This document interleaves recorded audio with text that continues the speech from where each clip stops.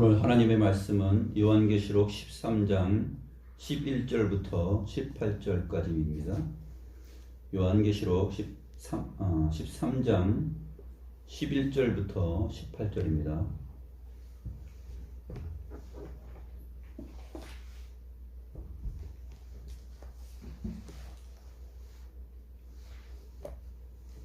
제가 하나님의 말씀을 받들어 있습니다. 내가 봄에 또 다른 짐승이 땅에서 올라오니 어린 양같이 두 뿔이 있고 용처럼 말을 하더라. 그가 먼저 나온 짐승의 모든 권세를 그 앞에서 행하고 땅과 땅에 사는 자들을 처음 짐승에게 경배하게 하니 곧 죽게 되었던 상처가 나은 자니라. 큰 이적을 행하되 심지어 사람들 앞에서 불이 하늘로부터 땅에 내려오게 하고 짐승 앞에서 받은 바 이적을 행함으로 땅에 거하는 자들을 미혹하며 땅에 거하는 자들에게 이르기를 칼에 상하였다가 살아난 짐승을 위하여 우상을 만들라 하더라. 그가 권세를 받아 그 짐승의 우상에게 생기를 주어 그 짐승의 우상으로 말하게 하고 또 짐승의 우상에게 경배하지 아니하는 자는 몇이든지 다 죽이게 하더라. 그가 모든 자 곧 작은 자나 큰 자나 부자나 가난한 자나 자유인이나 종들에게 그 오른손이나 이마에 표를 받게 하고 누구든지 이 표를 가진 자 외에는 매매를 못하게 하니 이 표는 곧 짐승의 이름이나 그 이름의 수라. 지혜가 여기 있으니 총명한 자는 그 짐승의 수를 세어보라. 그것은 사람의 수니 그의 수는 666이니라.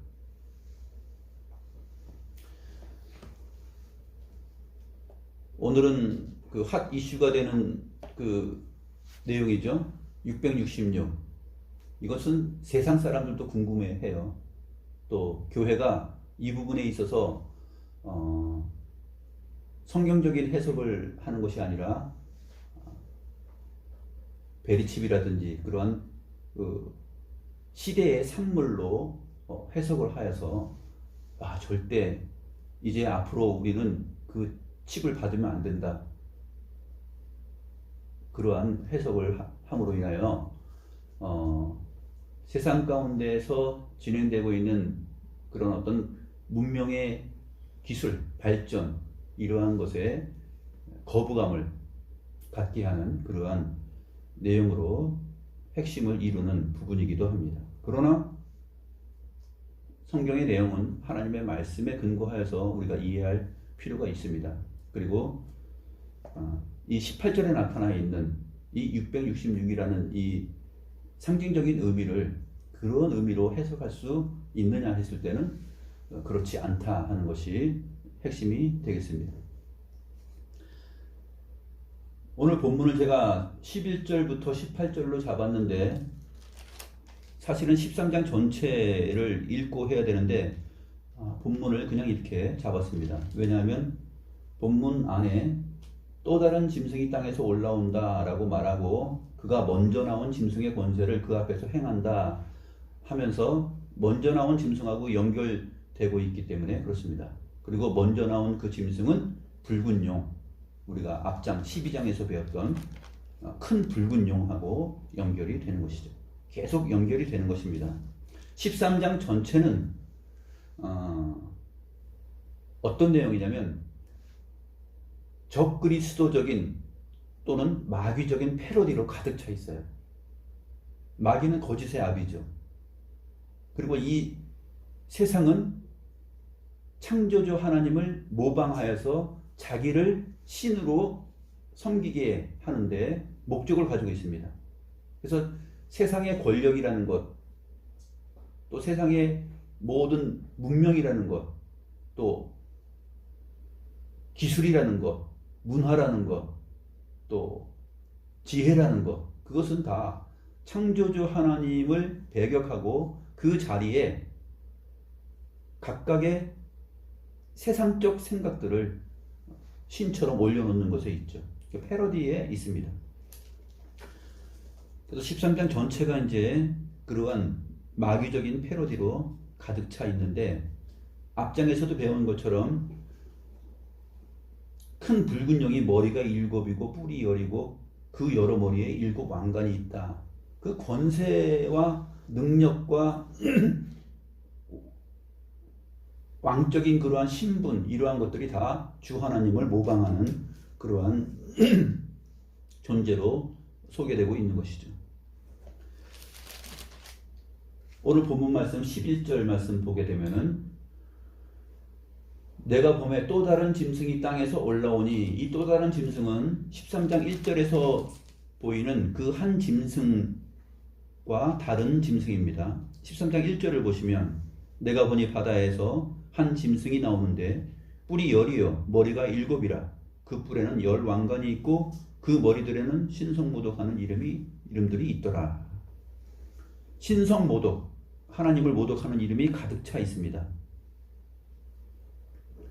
그런데 뿔이 10이고 머리가 7이고 그 뿔에 10 왕관이 있다라는 것은 어디에서 나왔습니까?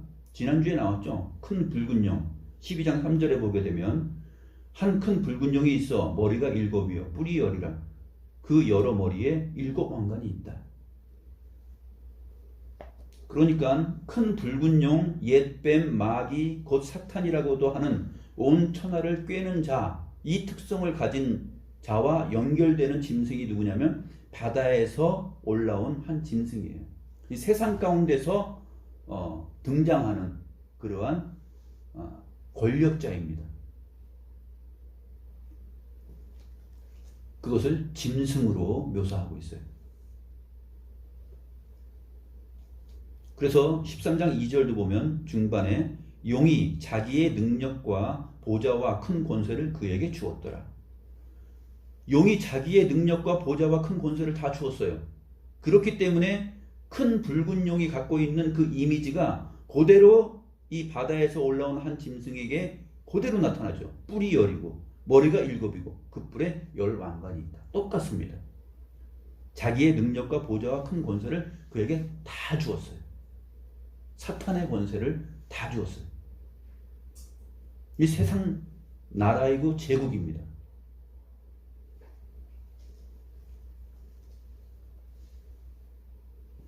그런데 그의 머리 하나가 상하여서 죽게 된 것 같더니 다시 그 죽게 되었던 상처가 나음으로 온 땅이 놀랍게 여깁니다.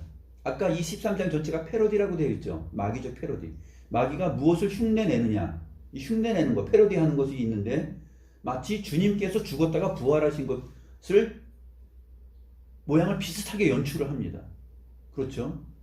또 앞에서 배웠던 것, 교회를 의미하는 두 증인이 죽었다가 다시 살아나죠.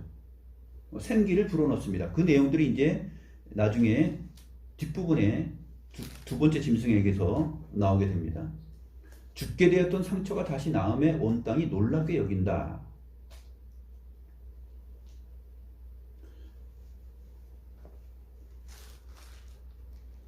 (5장 6절에) 보게 되면 5장 6절에 보게 되면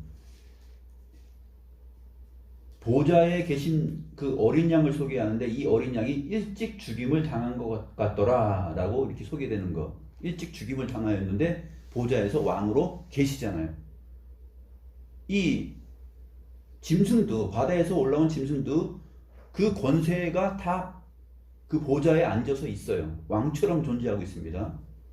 그래서 죽은 것 같은데 그 상처가 나오니까 세상 사람들이 깜짝 놀라는 것이죠. 그러면서 스스로 말합니다. 용에게 경배하며 짐승에게 경배하며. 그러니까 용에게 경배하는 것은 곧 짐승에게 경배하는 것이에요.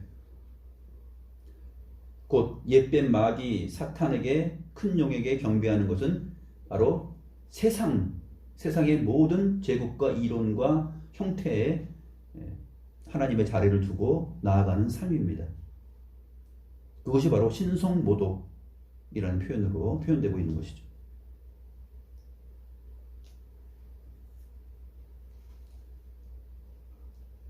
그래서 누가 이 짐승과 같으냐? 누가 능히 이와 더불어 싸우리요? 누가 우리 주 하나님과 같으냐? 누가 우리 주 하나님의 능력과 같으냐?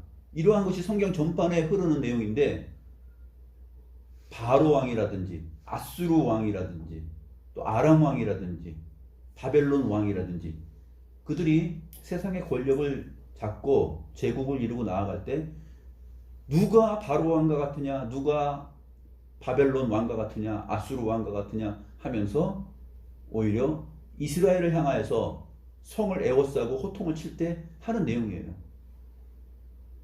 우리의 이와 같은 권세와 힘으로부터 피한 나라들이 있었냐? 이렇게 떠들죠. 그러한 표현입니다. 세상에 시대마다 강력한 세상 나라들이 하는 소리들이에요.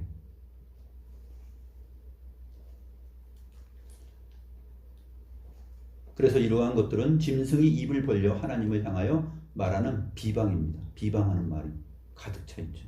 이 성도들과 싸워서 이들은 이깁니다. 각 족속과 백성과 방언과 나라를 다스리는 권세를 받았어요. 그래서 승승장구하고 이기는 것처럼 이들은 보입니다. 그러나 죽임을 당한 어린 양의 생명책에 창세 이후로 이름이 기록되지 못하고 이 땅에 사는 자들은 다 그 짐승에게 경배하지만 어린 양의 생명책에 창세 이후로 그 이름이 기록되어 있는 자들은 그들에게 절대 경배하지 않습니다. 다니엘과 다니엘의 세 친구 사드락과 메삭과 아벳느고처럼 절대 그 짐승에게, 그 왕에게, 그 금신상에게 절대 경배하고 절하지 않습니다.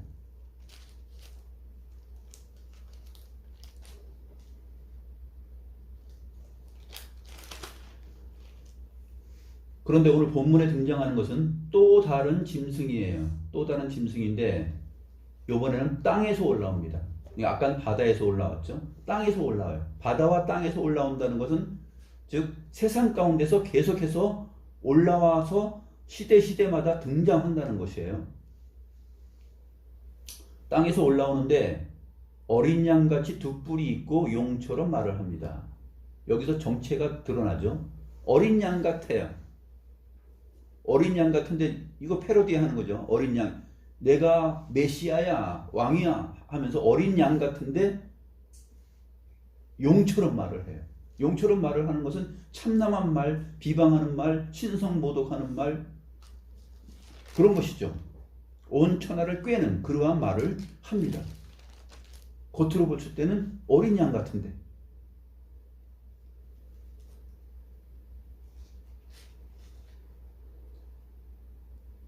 12절 보니까 그가 먼저 나온 짐승의 모든 권세를 그 앞에서 행합니다. 땅과 땅에 사는 자들을 처음 짐승에게 경배하게 하니 곧 죽게 되었던 상처가 나은 자니라. 죽게 되었던 상처가 나은 자. 우리 주님을 모방하고 교회의 그리스도 안에서 부활하는 그 부활을 모방하고 상처가 나아서 다시 존재하는 그러한 경우를 보여주고 있습니다.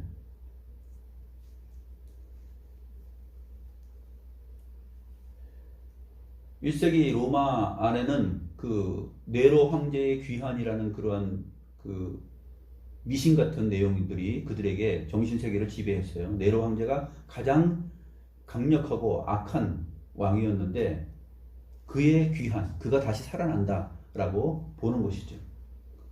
그러니까 외부적으로 봤을 때 가장 막강한 힘을 가지고 있고 또 잔인하고 또 슬픈 인생을 살았지만 그러한 그 네로의 귀환을 은근히 기다리는 세상 사람들의 자태를 여기서 엿볼 수가 있습니다. 유대인들도 네로의 귀환을 은근히 기대했어요. 왜냐하면 네로가 다시 귀환해가지고 로마를 네로가 이제 피신을 하잖아요. 피신을 해가지고 파르티아 제국으로 피신했다가 다시 돌아오게 되는데 그러한 그 꿈을 가지고서 유대인들이 그가 돌아오면 우리의 원수인 로마를 다시 네로 황제의 정권을 반대했던 그러한 지식인들, 정치인들을 박살내서 혼내주고 우리를 자유롭게 할 것이다라는 생각이 유대인들에게도 있었어요. 온 세상이 이 네로의 귀환을 은근히 기대하는 그러한 정신적, 미신적 의미들이 1세기에 있었습니다.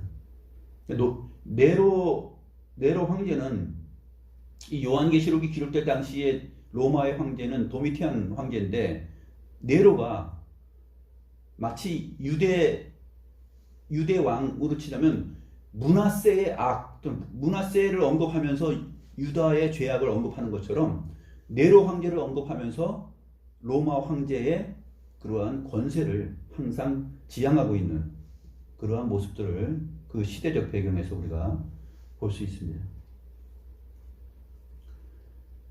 13절도 마찬가지죠. 그가 큰 이적을 행하되, 둘째 짐승이에요. 큰 이적을 행합니다. 심지어 사람들 앞에서 불이 하늘로부터 내려오게 합니다. 불이 하늘로부터 내려오는 것은 어디에서 있었습니까? 엘리야 선지자가 하던 일이죠. 엘리야 선지자가 하나님께 기도했을 때 불이 하늘로부터 떨어지는 그러한 역사가 있죠.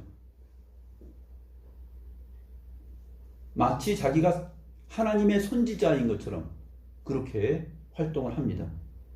또 다른 짐승이 첫 번째 짐승의 권세를 그대로 하고 첫 번째 짐승과 연결돼서 긴밀하게 연결돼서 활동을 하는데, 마치 하나님의 선지자가 하나님과 긴밀하게 연결된 것처럼 이 큰 붉은 용 사탄 옛뱀 마귀에게 첫 번째 바다에서 올라온 짐승이 연결되고, 그 다음에 두 번째 땅에서 올라온 짐승이 또 연결됩니다.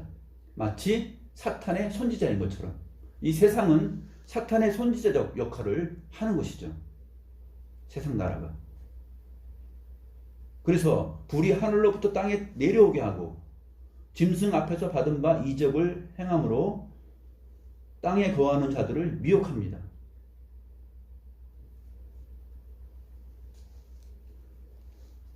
(14절에) 칼에 상하였다가 살아난 짐승을 위하여 우상을 만들게 합니다. 칼에 상하였다가 살아난 짐승, 그에게 우상을 만들게 합니다. 그가 권세를 받아 그 짐승의 우상에게 생기를 줍니다. 우상은 생기가 없죠. 그 짐승의 우상에게 생기를 준다는 말은 지금 하나님을 모방하고 있는 것이에요. 창세기 2장 8절에서 하나님께서 흙으로, 형상이죠. 하나님의 형상을 만드시죠. 흙을 빚어서 하나님의 형상을 만들고 그 코에 생기를 불어 넣어서 하나님의 형상을 만듭니다. 즉 우상이죠. 형상, 이미지.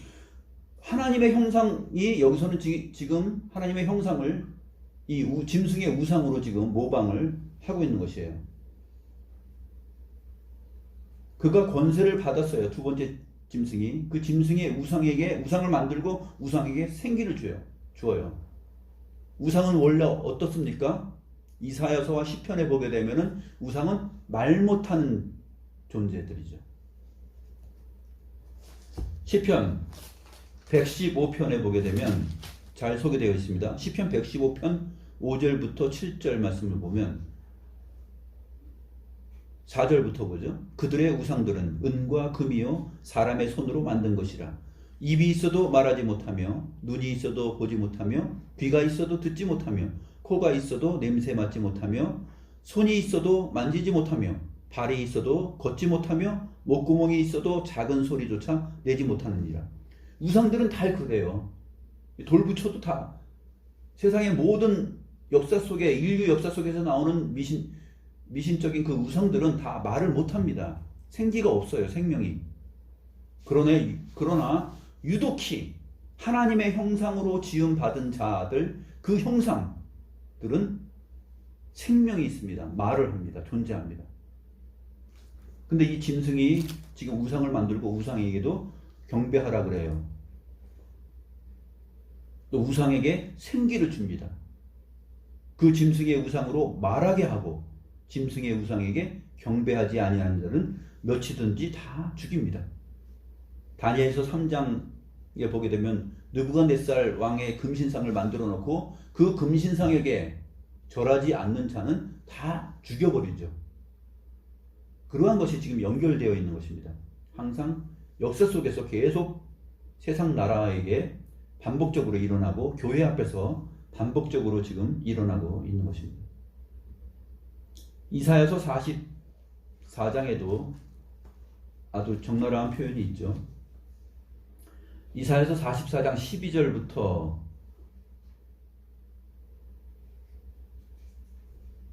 18절, 19절까지 보게 되면 철공이 철 연장으로 만들고 13절에 목공인 줄을 들여서 붓을 긋고 대패로 밀고 곡선자로 그어서 사람의 아름다움을 따라 사람의 모양을 만들어 집에다 둡니다. 그리고 뭐 여러 가지 백향목, 디르사나무, 유명한 좋은 나무들은 다 취하여서 만들죠. 그 나무는 15절, 그 나무는 사람이 땔감을 잡는 것이거늘 그가 그것을 가지고 자기 몸을 더럽게도 하고 불을 피워 떡을 굽기도 하고 신상을 만들어 경배하며 우상을 만들고 그 앞에 엎드리기도 하는구나. 참 어이가 없죠. 사람들이 땔감으로 쓰기도 하고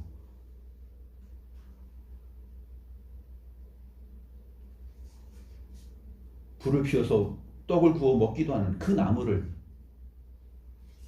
우상을 만들어서 또 그 앞에 엎드려 절도 한다. 세상 사람들이 그렇게 살아간다는 것이에요.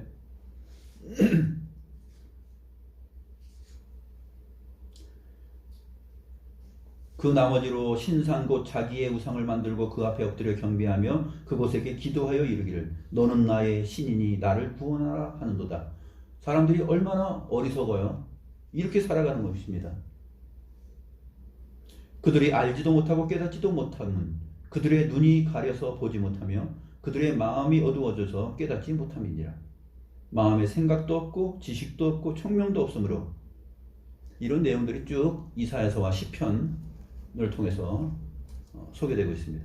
그런데 오늘 이 본문의 짐승은 생기를 주어서 말을 하게 합니다. 흉내내는 것이죠. 그만큼 하나님의 자리를 탐하고 있고 그만큼 하나님 자신의 자리에 자기를 올려놓는 일을 하는 것이 바로 이 짐승으로 소개되고 있는 것입니다.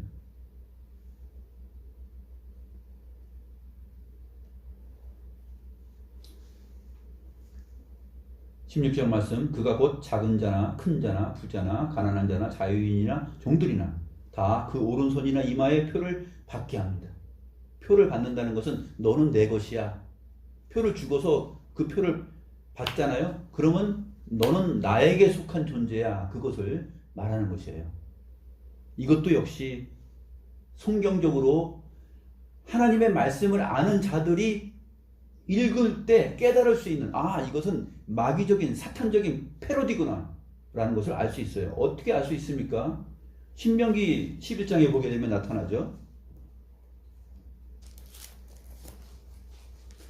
신명기 11장 18절 말씀 보시면 이러므로 너희는 나의 말을 너희의 마음과 뜻에 두고 또 그것을 너희의 손목에 메고 기호를 삼아 너희 미간에 붙여 표를 삼으며 손목에 메고 기호를 삼아 또 너희 우리의 이마에 붙여서 표를 삼는다. 손목과 그 이마 이 두 단어가 여기서 나옵니다.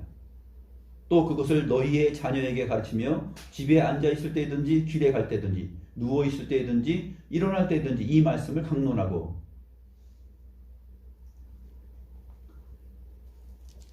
하나님의 백성들이 가지고 있는 표 그것이 그들의 손에 있고 이마에 있습니다.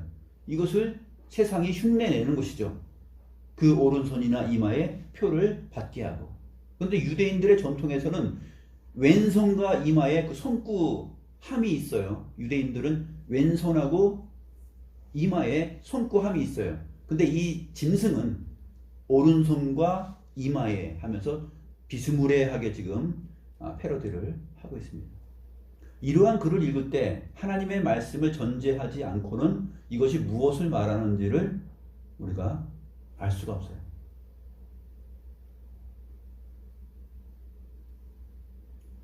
온통 이 세상은 마귀 사탄 옛뱀은 하나님 대신에 하나님의 영광스러움을 찬탈하여서 모든 하나님의 지혜와 권세와 능력 이 모든 것을 세상이 가지고 있는 것처럼 자기 자녀들에게 가르칩니다.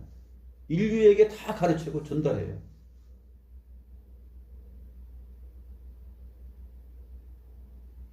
그것은 과학적인 가르침이요, 철학적인 가르침이요, 또 예술적인 가르침이요, 또 시인들이 표현하는 시요, 그렇습니다.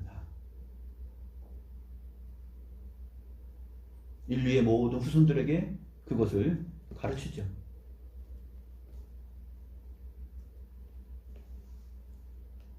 그 오른손이나 이마에 표를 받게 합니다. 누구든지 이 표를 가진 자 외에는 매매를 못하게 하니 이 표는 곧 짐승의 이름이나 그 이름의 수라.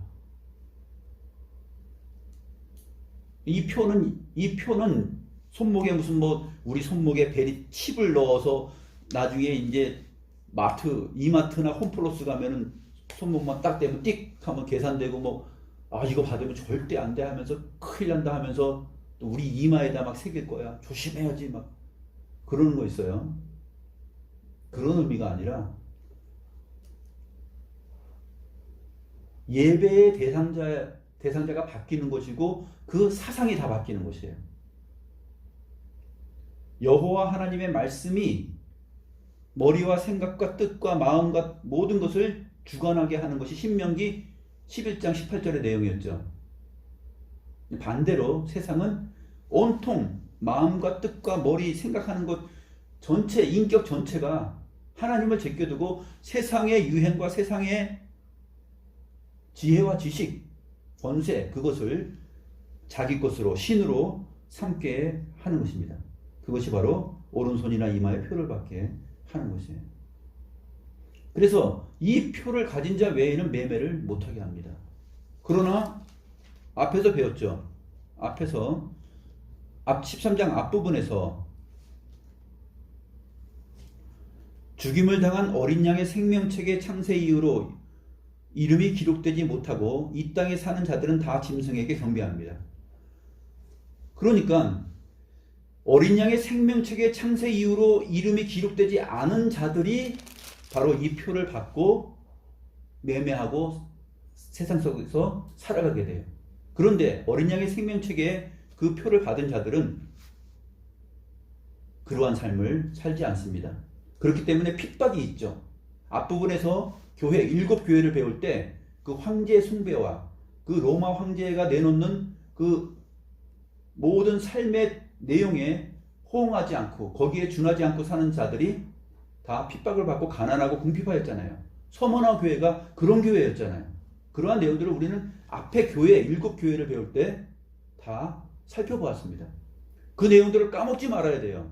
요한계시록 앞부분부터 쭉 이어져 오는 내용들을 그 장들이 지나면 잊어버리고 생각지 않는 것이 아니라 계속 연결해서 생각을 해야지만이 요한계시록의 이 각 장의 내용들을 다 이해할 수가 있어요.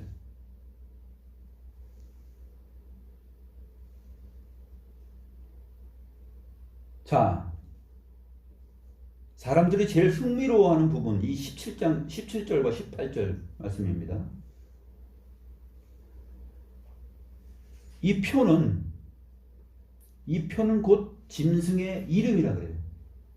그리고 그 짐승의 이름의 수라 그럽니다. 지혜가 여기 있습니다. 총명한 자는 그 짐승의 수를 세어보라. 그것은 사람의 수입니다. 사람의 수. 짐승의 수가 아니라 이게 밝혀지죠. 짐승의 이름이나 그 이름의 수예요.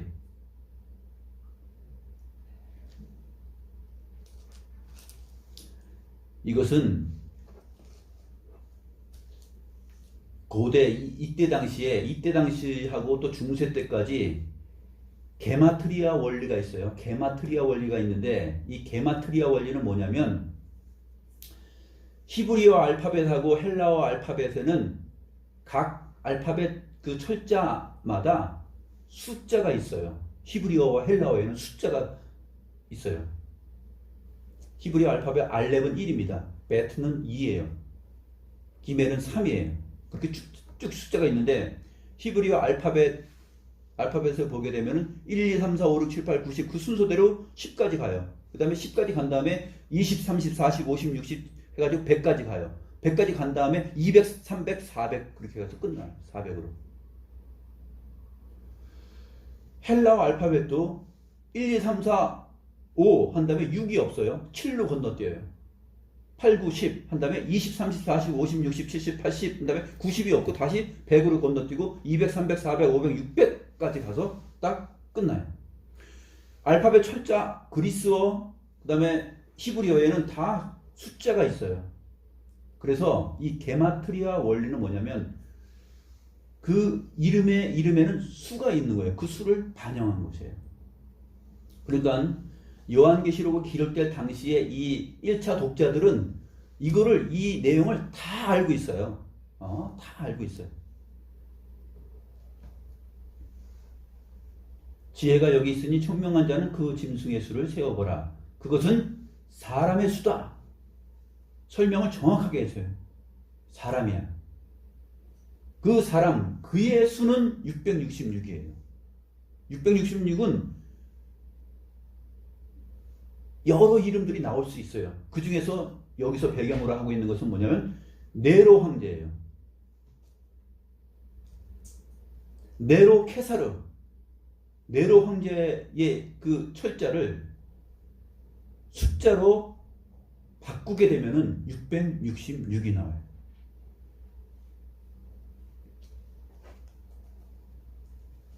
정확하게는 네론 케세르. 네로 황제를 히브리어로 바꾸고 네론 케세르를 숫자로 바꾸게 되면은 666이 나옵니다.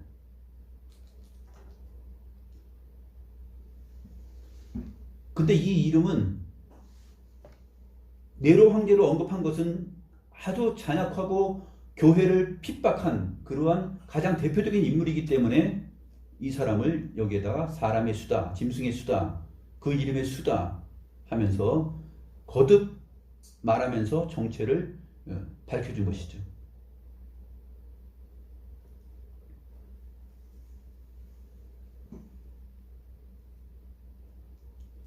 폼페이의 벽에 한 낙서에 발견되어 있는데 나는 그 이름의 수가 545인 그녀를 사랑한다 라고 되어 있어요. 545. 나는 그 수가 545인 그녀를 좋아한다, 사랑한다. 그렇게 기록되어 있는 게 있어요. 필로에스, 아리트모스, 푸메인데 헬라어 알파벳 P하고 그 다음에 헬라어 알파벳 푸메라는 이 단어를 이름을 그 글자를 숫자로 바꾸면 545예요. 하나하나.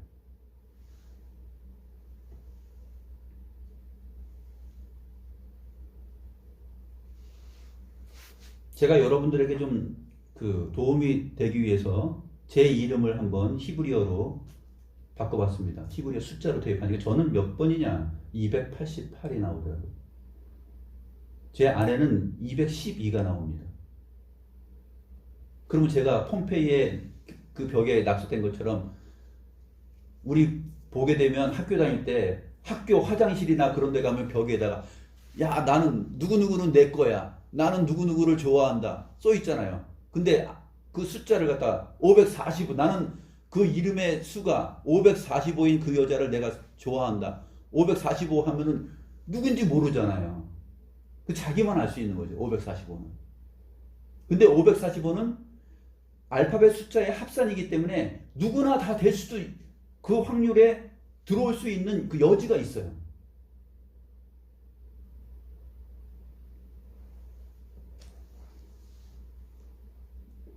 이든이가 그럼 목사님 저는 몇 번이에요? 하고 물어볼 것 같아서 제가 계산을 다 해왔습니다. 이든이는 80이에요. 80. 히브리어 알파벳 숫자로 하면 80이에요. 우리 진근자 선생님 궁금하시죠? 진근자 선생님은 187이 나오더라고요. 제가 이 얘기를 하는 이유는 이 666의 미신적인 이상한 해석의 환상을 깨라는 얘기예요. 1차 독자들에게 가장 핵심적으로 알 수 있는 것은 네로 케세르, 네로 황제예요. 그와 같은 존재, 항상 역사 속에, 인류 역사 속에는 항상 그와 같은 존재가 있는 것이에요. 교회를 향하여서 핍박하는, 신성 모독하는 걸로 가득 차 있는 그 이름을 가진 자, 그 이름의 수, 바로 짐승. 짐승은 무슨 사자나 호랑이나 뭐 악어나 그런 짐승이 아니라 여기서 뭐라고 말합니까? 사람이라고 얘기하잖아요.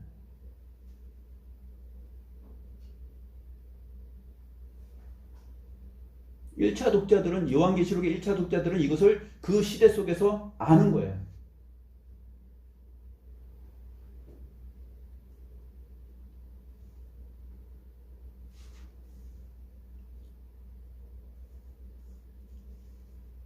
유은섭 성도님은 참고로 444고요. 가온이는 215. 유진희 성도님은 숫자가 괜찮습니다. 101. 유은섭 성도님이 이제 그러는 거죠. 벽에다가 씁니다. 나는 그 사람의 수가 101인 그녀를 좋아한다. 그러면 자기만 아는 거예요. 100일. 도대체 100일이 뭐야? 어? 그 수가 100일인 그녀는 누구야? 세상에? 우리 윤수 성도님만 아는 거죠.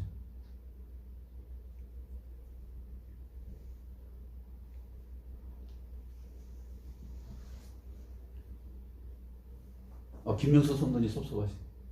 제가 다 계산을 해왔습니다. 우리 좀 이렇게 섭섭해 하시는 분들은 다 생각을 해왔어요. 464.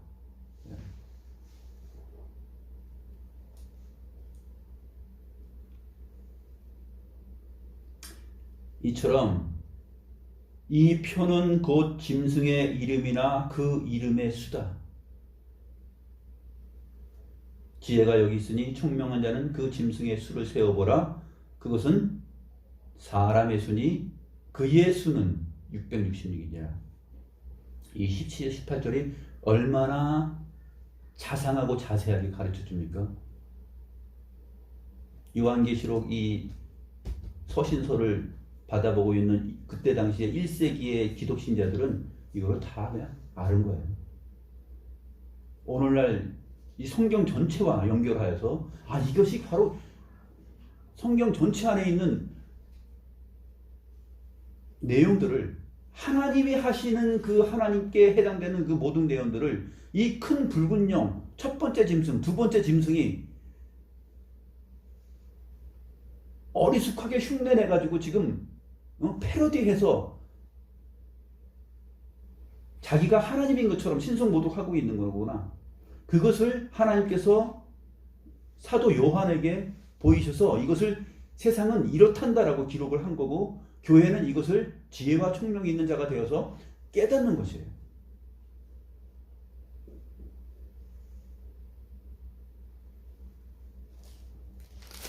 나중에 17장에 가게 되면 또 나오는데 음료가 나오는데 한번 참고로 미리 살짝 한번 보겠습니다. 17장 3절부터 보면 곧 성령으로 나를 데리고 광야로 가니라. 내가 보니 여자가 붉은빛 짐승을 탔어요. 누구예요?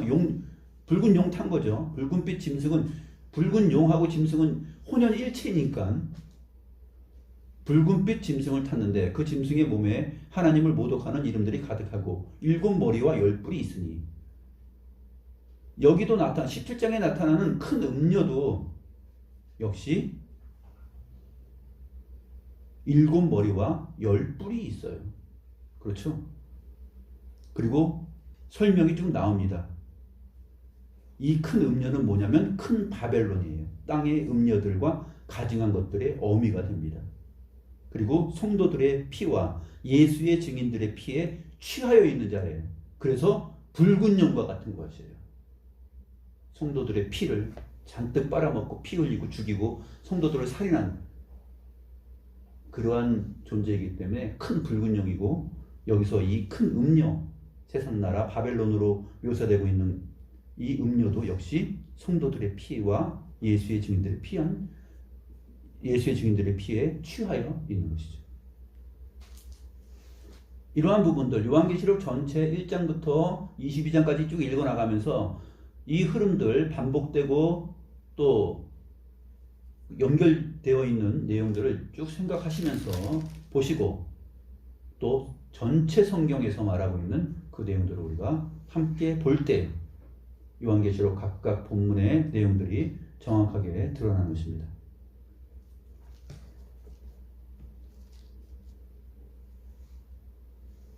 기도하겠습니다.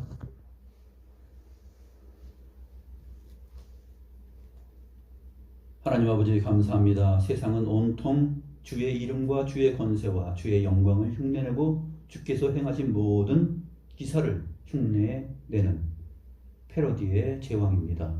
그러나 그들은 하나님의 이름을 모독하는 신성모독으로 가득 차 있는 존재들이며 그 세상은 아름다워 보이고 신처럼 보이고 어린 양의 두 뿔을 가진 것처럼 보이지만 용처럼 말을 하고 참소하는 그러한 사탄이요 옛뱀이요 또 큰 붉은 용인 것입니다. 하나님 아버지, 이러한 세상 가운데 저희가 1260일 42달 동안 눈물을 흘리면서 애통하는 가운데 우리의 믿음과 신앙을 지키며 살아가고 있나이다.